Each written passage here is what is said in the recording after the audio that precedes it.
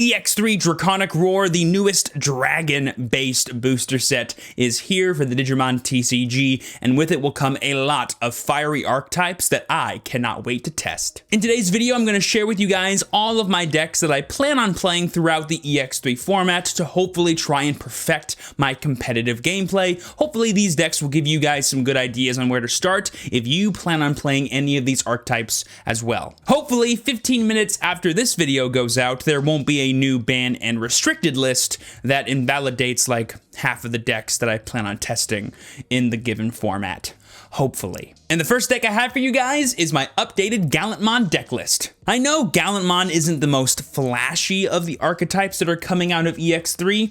Hydramon/Examon definitely steal that title, but towards the end of BT9 format, I became super interested in what Gallantmon was able to do. And now that we have new cards like the purple and red Gallantmon and purple and red Gallantmon, I definitely wanted to give this deck a second look. Specifically, the purple and red Gallantmon, not only being a way to fuel your opponent's trash pile to hopefully make things like Crimson Mode stronger, but also having the ability to accelerate a Gallantmon or a Takato in play on Digivolve is really strong. On top of that, with all the board spammy strategies like Examon or Bloomlordmon, which are looking to be super popular in EX3 format, having a deck that can super easily delete those Digimon and then gain resources seems kind of interesting to try out. I'm not saying it's tier 1 or anything, but it's definitely caught my eye again, and I really want to give it a shot. This first list I have really isn't doing anything too exciting besides maximizing the big consistency pieces of the deck,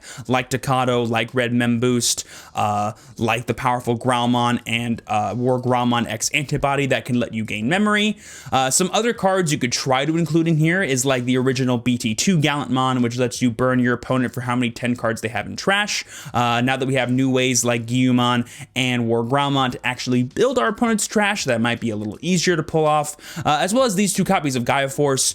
We know ever since BT9 that OTK decks are not going anywhere, so having some kind of security bomb I think is worth it. But if you want to play a card like X Antibody, which sets up your Gallantmon X Antibody plays a little bit faster, that's perfectly fine as well. But I think sticking with pure consistency at first and then seeing where the gaps might be in this type of deck is the best place to start. Moving on to yet another deck that didn't actually gain anything from EX3, but is a deck I'm going to test in EX3, we have MetalGarurumon X Antibody. This was my main deck in BT9, it was my main deck for the 2 weeks of BT10, and I'm not gonna lie to you, in order for it to not be my main deck in EX3, some of these other decks better step up. If you've ever played this deck yourself or seen it being played, you know just how blatantly strong it is, and in BT10 we did get the upgrade of Omnimon X Antibody to give us some kind of answer against our opponent's scary security cards, which could potentially shut off our OTK turns. I just figured it was worth showing off this deck to you guys because the theme of this video isn't like, here's so many EX3 deck lists,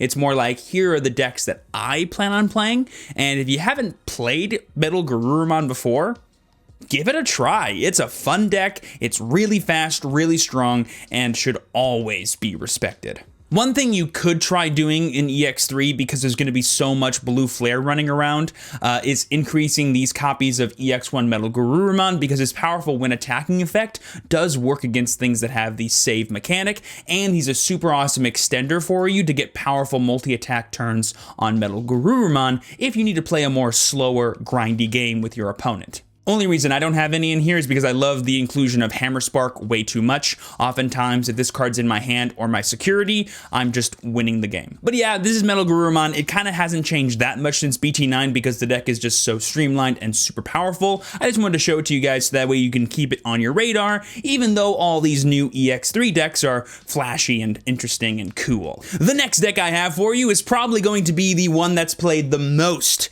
in the early format of EX3, Bloomlordmon. This deck is like if Sarismon and Grandis Kuwagamon had a beautiful, beautiful baby. If you've never seen the card Bloomlordmon before, here he is. He's a card that came out in BT10. When Digivolving, suspend one of your Digimon, then gain 1 memory for each of your suspended vegetation, plant, or fairy types in play. If you gain 2 or more memory via this effect, you gain piercing for the turn, and then your turn for every 2 suspended Digimon you have in play, this Digimon gets power plus 2,000 and gains security attack plus 1. So, the idea is fill your board with as many vegetations and plants as possible, rest them, and then summon a bunch of these guys in a single turn to do a bunch of piercing and plus security damage. Now, a lot of people would say that this deck was kind of good in BT10, but it's really good in EX3. And a lot of people would also say that the reason for this is the introduction of the brand new level 6 Hydramon in EX3. I disagree with this. While yes, Hydramon is a great card that I will talk about in a second, the main addition to this deck is the brand new Pomumon. This card is crazy because the one thing that Bloomlordmon was kind of lacking was early game control, because other decks could kind of outpace it, as well as big response turns that don't necessarily win you the game, but definitely set you up to win. And this card being able to suspend one of your opponent's Digimon whenever it is suspended is crazy strong. Basically, if you have like 2 other vegetations in play, one of them being level 5 and this card, you can evolve into Bloomlordmon, rest this guy, unsuspend this guy, gain 2 memory, and then also gain piercing. So now, not only do you have the ability to attack into something that was previously unsuspended, you can also pierce through it and deal damage. Like I said, if Ceresmon and Grandis Kuwagamon had a baby. Where Hydramon comes in is basically as like a pre-level 6 that you evolve into in preparation for Bloomlordmon, because you don't really want to play Bloomlordmon unless you're winning the game. You'd rather play Hydramon instead as an additional control piece / as an additional way to gain resources. When Digivolving, you may suspend one of your Digimon. The whole deck revolves around synergizing with that to either gain memory or gain some kind of bonus, so really strong. All turns, once per turn, when an opponent's Digimon is suspended, gain 1 memory for each other suspended Digimon with plant, vegetation, or fairy that you have in play. Again, Pomumon has perfect synergy with this. It just lets you gain free memory, essentially.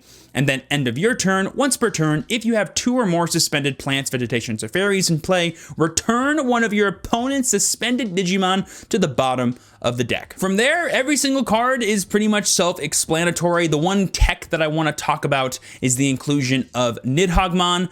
Because I'm expecting a ton of Bloomlordmon and even a ton of Jessamon in the early days of the EX3 format, having a really powerful board wipe seems super advantageous, and Nidhogg is like the best one for this deck. I will say, because he's not a plant or vegetation, and because he kind of like eats up one of your slots for that, maybe it's better to play something like Death Examon instead, but for now, I'm keeping it all in the green family, so that way it's searchable off of cards like Green Memory Boost. I think this list is super fast, super consistent, and the only thing I would really consider changing are the eggs. I think Gummymon is actually really powerful, and I want to play more of it, and then maybe finding room for some copies of Mimi Tachikawa, as she is the best tamer for green, but right now I'm really prioritizing the Green Memory Boosts, because this is a combo deck, and I'd rather see my pieces than like have extenders, if that makes any sense. So yeah, this is Bloomlordmon. Play it, or either get ready to play against it. And with that, you've probably been watching this video for a few minutes now.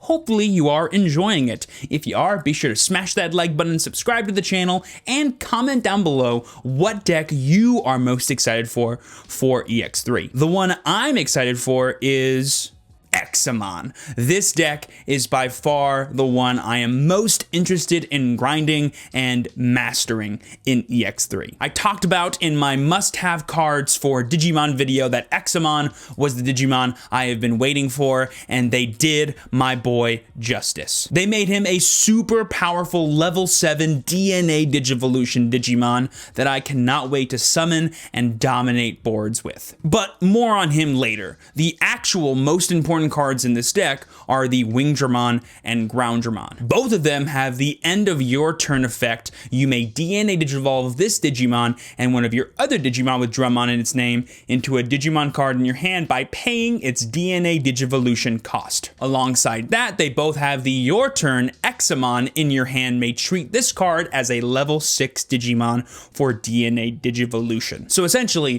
when Wingdramon and Groundramon are in play, the Examon in your hand will see them as a green level 6 and a blue level 6 respectively, so you can actually DNA Digivolve into them without needing to actually play 2 level 6s. Thanks to these cards, Examon is essentially a blue and green Mastamon. Besides introducing Warp DNA Digivolution from level 5s to level 7s, this deck also introduces the Evade mechanic. Basically, Evade states when this Digimon would be deleted by suspending this Digimon, prevent that deletion. Fun fact, this does work on battle. So let's say your unsuspended Cordramon gets attacked by a Black War Greymon that has a Metal Greymon from BT8 inheritable.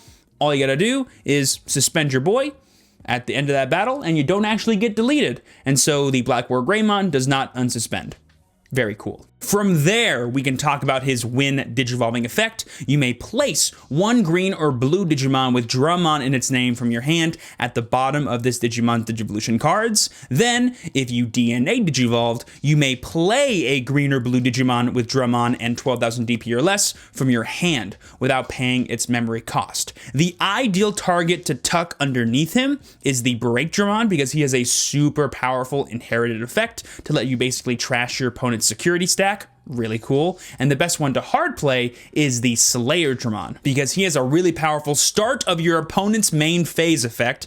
Never thought an effect like that would exist, but basically when your opponent leaves their breeding/hatching phase, this effect will trigger. By suspending one of your Digimon with Drummon or Examon in its name, your opponent must attack with one of their Digimon. So before your opponent is allowed to play any cards, they're forced to attack with something. Against any OTK deck, against any setup kind of deck, this can super hinder their turn, especially when you take into consideration that Groundramon can give your Examons or Drummons blocker, meaning if they're basically a force to attack into your copy of Examon, who, by the way, can unsuspend once per turn during either player's turn when he becomes suspended. Also, Slayerdramon can multi-attack / multi-defend if you evolve into him first, so he's a super awesome utility card for the deck. In terms of tech cards, the only one I want to mention is, of course, Death Exmon. It's going to be a staple for a very long time in formats where there's really, really powerful going wide decks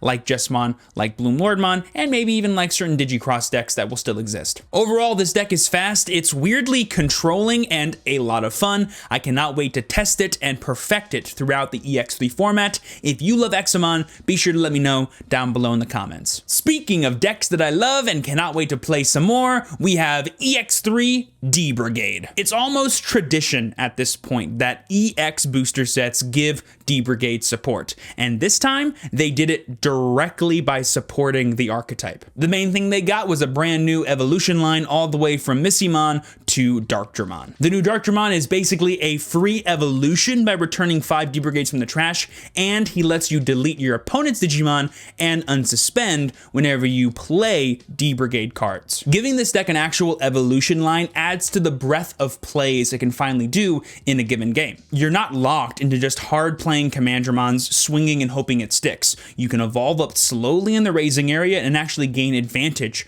over time that can lead into a powerful burst turn of attacks. What enables this is actually the brand new Sealsdramon and Tankdramon, which have powerful inheritables that can add to the consistency and aggression of this deck when you evolve up slowly. The Sealsdramon, once per turn during your turn when you play a Digimon with D-Brigade, it gains Rush, really powerful inheritable, especially when you combine it with the Darkdramon to let you unsuspend ahead and delete something, but the Tankdramon also says your turn once per turn. When one of your Digimon with D-Brigade attacks, reveal the top 2 cards, and you may play a Commandramon among them without paying its cost, trash the rest of the cards. So if you imagine, you go Darkdramon swing, you go Tankdramon play a dude, you go unsuspend Darkdramon, potentially delete a dude, and then you can attack with the thing you just played. So you turned 1 attack into 3 attacks. That's all well and good, but probably the most important addition to the D-Brigade deck was another Commandramon. We finally have 18 names, potentially 20 names max,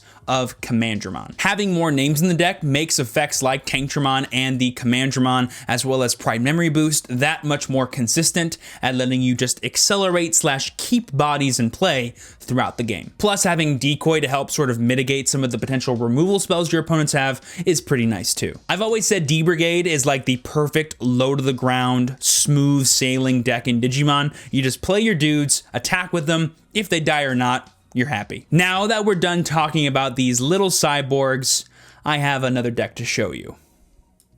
EX3 Machinedramon. I know I said Examon was the deck I was most excited to test in this new format. That might have been a lie, because with the introduction of the brand new Chaosdramon, as well as the already introduced attack of the heavy mobile Digimon, I think it's finally time to bring back one of my favorite Digimon decks, Machinedramon. If you guys have never seen Cyborg Toolbox, let me take you through how this deck works. Sure, we can evolve up into Machinedramon like a normal person, go like Hagura, Gardra, any of our 18 level 5s, and then evolve into this guy. Yeah, we can totally do that. Or we can take 5 different numbered Cyborg red or black level 5 Digimon and summon this guy for 7 instead. By doing so, we get 5 different inheritables, and we get this super awesome beast who is immune to DP reduction and can actually avoid deletion by sacrificing a certain number of sources each turn. And the reason why cards like Chaosdramon or Attack of the Heavy Mobile Digimon make this deck stronger is they give you really awesome plays the second you summon Machinedramon or the turn after you summon Machinedramon. Attack of the Heavy Mobile gives your Machinedramon Rush and Blitz, so the turn you play him, you can instantly attack with him, and there's tons of ways to gain DP, have the ability to attack your opponent's unsuspended Digimon, or even just gain plus security attack with the different cyborgs you have access to. But if it's the turn after you played a Machinedramon, you can actually evolve for 1 into either the Chaosdramon from set 7, who's essentially a board wipe